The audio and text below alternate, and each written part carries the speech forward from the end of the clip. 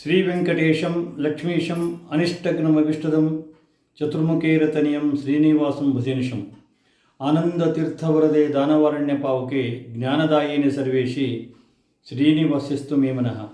ಕೃಷ್ಣಾಯ ವಾಸುದೇವಾಯ ದೇವಕೀ ನಂದನಾಯ ಚ ನಂದ ಗೋಪಕುಮಾರಾಯ ಗೋವಿಂದಾಯ ನಮೋ ನಮಃ.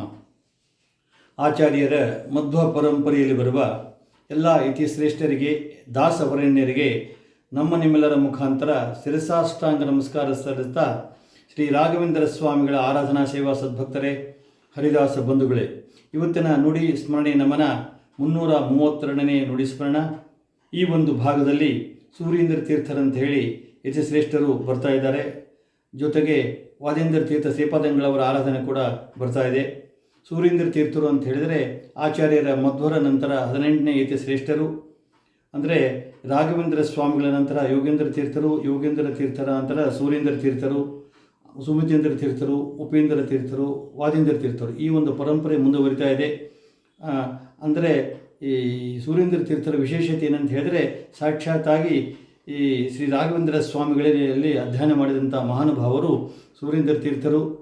ಕೇವಲ 4 ವರ್ಷ ಪೀಠದಲ್ಲಿದ್ದರೂ ಕೂಡ ಅವರು ಒಂದು ಭವ್ಯ ಪರಂಪರವನ್ನು ಮೆರೆದವರು ಸೂರೀಂದ್ರ ತೀರ್ಥರು. ನಂತರ ಮಧುರೆಯಲ್ಲಿ ಅವರ ವೃಂದಾವನ ಕೂಡ ನಾವು ನೋಡಬಹುದು ಅಂತ ಹೇಳ್ತಾ, ಈಗ ವಾದೇಂದ್ರ ತೀರ್ಥರ ಬಗ್ಗೆ ತಿಳಿದುಕೊಳ್ಳೋಣ.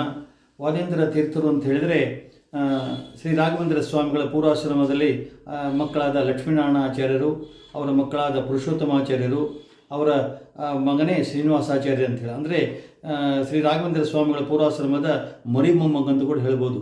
ಒಂದು ಸಾರಿ ರಾಘವೇಂದ್ರ ಸ್ವಾಮಿಗಳು ಕೂತಂಥ ಸಮಯದಲ್ಲಿ ಒಂದು ಸಣ್ಣ ಮಗು ಬಂದು ಅವರ ತೊಡೆ ಮೇಲೆ ಕೂಡುತ್ತದೆ. ಕೂತ ಹೊತ್ತಿನಾಗ ಅಲ್ಲಿದ್ದ ಶಿಷ್ಯರು ಪಾಠಗಳಿಗತ್ತ ಹುಡುಗ ತೊಂದರೆ ಕೊಡ್ತಾ ಇದ್ದ ಅಂತ ಕಂಡು ಇಳಿಸಬಹುದಲ್ಲ ಅಂತ ಕೇಳಿದಾಗ, ಇಲ್ಲಿಲ್ಲ, ಇದು ಸಾಮಾನ್ಯ ಕೂಸಲ್ಲ, ಇದು ಮುಂದೆ ನಮ್ಮ ಪೀಠದ ಪರಂಪರೆಯಲ್ಲಿ 5ನೇ ಯತಿಗಳಾಗಿ ಮುಂದುವರಿತಾರೆ ವಾದೇಂದ್ರ ತೀರ್ಥರ ಅಂತ ಹೇಳಿ ಸಾಕ್ಷಾತ್ ರಾಘವೇಂದ್ರ ಸ್ವಾಮಿಗಳು ಸಾಧಾರಣ 5 ಅವಾಗೇ ಅದನ್ನು ನುಡಿದಿದ್ದರಂತೆ.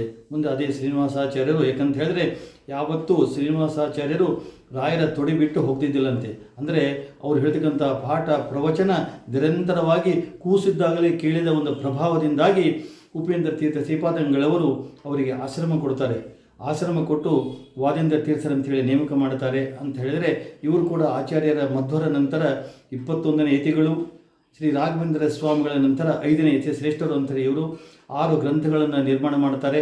22 ವರ್ಷ ಪೀಠದಲ್ಲಿರ್ತಕ್ಕಂಥ ವಾದೇಂದ್ರ ತೀರ್ಥರ ಒಂದು ಭವ್ಯ ಪರಂಪರೆ, ಕಿರೀಟಗಿರಿಯಲ್ಲಿರ್ತಕ್ಕಂಥ ಕೆಲವೊಂದು ಸೊತ್ತು, ರಾಯರ ಮಠದ ಸೊತ್ತು ಕೈಬಿಟ್ಟು ಹೋದಾಗ ಅದನ್ನು ರಕ್ಷಣೆ ಮಾಡ್ತಕ್ಕಂಥ ಕೆಲಸವನ್ನು ವಾದೇಂದ್ರ ತೀರ್ಥ ಶ್ರೀಪಾದಂಗಳವರು ಮಾಡ್ತಾರೆ. ಯಾಕಂತ ಹೇಳಿದ್ರೆ ವಾದೇಂದ್ರ ತೀರ್ಥರು ಅಂತ ಹೇಳಿದ್ರೆ, ಇವತ್ತು ನೀವು ಮಂತ್ರಾಲಯಕ್ಕೆ ಹೋದಾಗ ಶ್ರೀ ರಾಘವೇಂದ್ರ ಸ್ವಾಮಿಗಳ ಮೂಲ ವೃಂದಾವನ ದರ್ಶನ ಮಾಡಿಕೊಂಡು ಮುಂದೆ ಸಾಗಿದಾಗ ನಮಗೆ ಮೊಟ್ಟ ಮೊದಲಿನ ವೃಂದಾವನ ಸಿಗೋದೇ ವಾದೇಂದ್ರ ತೀರ್ಥರದು. ಯಾಕಂತ ಹೇಳಿದರೆ ಸಾಕ್ಷಾತ್ ಅವರು ತಮ್ಮ ದಿವಾನಿಗೆ ಹೇಳಿದಾಗ, ರಾಯರು ನಮಗೆ ವೃಂದಾವನ ಬೇಕಪ್ಪ ಮಾಡಿಸೋ ಅಂತ ಹೇಳಿದಾಗ ಭವ್ಯ ವೃಂದಾವನ ಮಾಡಿಸಿರಂತೆ. ಅವ್ರು ನೋಡಿ, ಇಲ್ಲ, ಈ ವೃಂದಾವನ ನನಗಲ್ಲ, ಮುಂದೆ ಬರ್ತಕ್ಕಂಥ 5ನೇ ಯತಿ ಶ್ರೇಷ್ಠರಿಗೆ ಈ ವೃಂದಾವನ ಸಲ್ಲಿಸ್ತದೆ, ನನಗೆ ಬೇರೆ ಮಾಡಿಕೊಡು ಅಂತ ಹೇಳಿದಾಗ, ಮತ್ತು ಶ್ರೀರಾಮ ಲಕ್ಷ್ಮಣರು ಕೂತಂಥ ಬಂಡೆ ಮೇಲೆ ಒಂದು ವೃಂದಾವನ ಒಂದು ಕೆತ್ತಿ ಅದನ್ನು ತೋರಿಸಿದಾಗ, ಜೊತೆಗೆ ಅದೇ ಉಳಿದ ಕಲ್ಲಿನಲ್ಲಿ ರಾಯರ ಬೃಂದಾವನ ಎದುರಿಗೆ ಏನು ಹನುಮಂತ ದೇವರು ಇದ್ದಾರೆ, ಅದು ಕೂಡ ರಾಮದೇವರು ಲಕ್ಷ್ಮೀದೇವರು ಕೂತಂಥ ದೊಡ್ಡ ಬಂಡೆ. ಅಂಥ ವೃಂದಾವನ ದರ್ಶನ ಪಕ್ಕದಲ್ಲಿ ಆ ವೃಂದಾವನ ಮುಂದೆ ವಾದೇಂದ್ರ ತೀರ್ಥರಿಗೆ ಸಲ್ತಾ ಇದೆ. ಇವತ್ತು ನಾವು ನೋಡಿದಾಗ ರಾಘವೇಂದ್ರ ಸ್ವಾಮಿಗಳ ಮೂಲ ವೃಂದಾವನ ನೋಡಿದರೆ ನಮಗೇನು ಭಾಗ್ಯ ಬರಬೇಕು ಅಷ್ಟೇ ಭಾಗ್ಯ ವಾದೇಂದ್ರ ತೀರ್ಥ ಶ್ರೀಪಾದಂಗಳವರ ವೃಂದಾವನ ನೋಡಿದಾಗ ಅಷ್ಟೇ ಭಾಗ್ಯ ಬರ್ತದೆ. ಯಾಕಂತ ಹೇಳಿದ್ರೆ ಅಲ್ಲಿ ಮಾಡ್ತಕ್ಕಂಥ ಸೇವಾ ಕಾರ್ಯ ವಿಧಾನಗಳು ಫಸ್ಟು ಗಮನಿಸೋದು ವಾದೇಂದ್ರ ತೀರ್ಥರು. ಆಮೇಲೆ ವಾದೇಂದ್ರ ತೀರ್ಥರು ಶ್ರೀ ರಾಘವೇಂದ್ರ ಸ್ವಾಮಿಗಳಿಗೆ ಹೇಳ್ತಾರೆ, ಇಂಥ ಭಕ್ತ ಬಂದಿದ್ದಾನೆ, ಇಷ್ಟು ದಿವಸ ಸೇವೆ ಮಾಡಿದ್ದಾನೆ, ಅವರಿಗೆ ಅನುಗ್ರಹ ಮಾಡು ಅಂತ ಹೇಳಿ ಏನು ನಮ್ಮ ವಾದೇಂದ್ರ ತೀರ್ಥರು ವಿನಂತಿ ಮಾಡಿಕೊಡ್ತಾರೆ ರಾಘವೇಂದ್ರ ಸ್ವಾಮಿಗಳಲ್ಲಿ.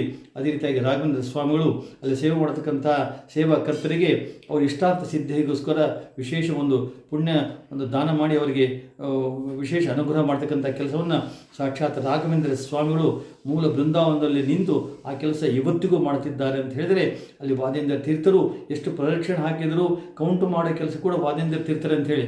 ಆಮೇಲೆ ನಾವೇನು ಪ್ರದಕ್ಷಿಣೆ ಹಾಕಿದ ಮೇಲೆ ಮೊದಲು ನಾವು ಅದನ್ನು ಆ ಪ್ರದಕ್ಷಿಣೆ ನಮಸ್ಕಾರವನ್ನು ವಾದೇಂದ್ರ ತೀರ್ಥರಿಗೆ ಸಮರ್ಪಣೆ ಮಾಡಬೇಕು. ವಾದೇಂದ್ರ ತೀರ್ಥರು ರಾಯರಿಗೆ ಸಮರ್ಪಣೆ ಮಾಡುತ್ತಾರೆ. ಇದು ಇವತ್ತಿಗೂ ವಿಧಿವಿಧಾನ ಮಂತ್ರದಲ್ಲಿ ಕೂಡ ನೋಡಬಹುದು.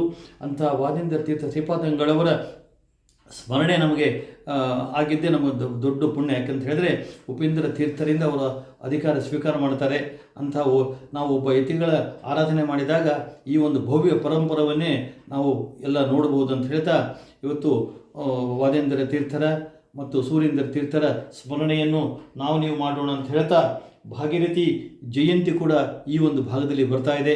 ಭಾಗೀರಥಿ ಅಂತ ಹೇಳಿದರೆ ಸಾಕ್ಷಾತ್ ಗಂಗಾಧರನ ಒಂದು ಮೂಲ ರೂಪನೇ ಆ ಭಾಗೀರಥಿ. ಅಂತಹ ಭಾಗೀರಥಿ ಜಯಂತಿಯ ಸ್ಮರಣೆಯನ್ನು ಯಾಕಂದರೆ ಸಾಕ್ಷಾತ್ ಇಂತಂದ ವಿಶೇಷವಾಗಿ ಗಂಗೆಯನ್ನು ಭೂಲೋಕಕ್ಕೆ ತಂದಿದ್ದಂಥ ಭಗೀರಥ ತಂದಿರತಕ್ಕಂಥ ಗಂಗೆಗೆ ಭಾಗೀರಥಿ ಅಂತ ಹೇಳಿ ಹೆಸರು ಬರ್ತದೆ.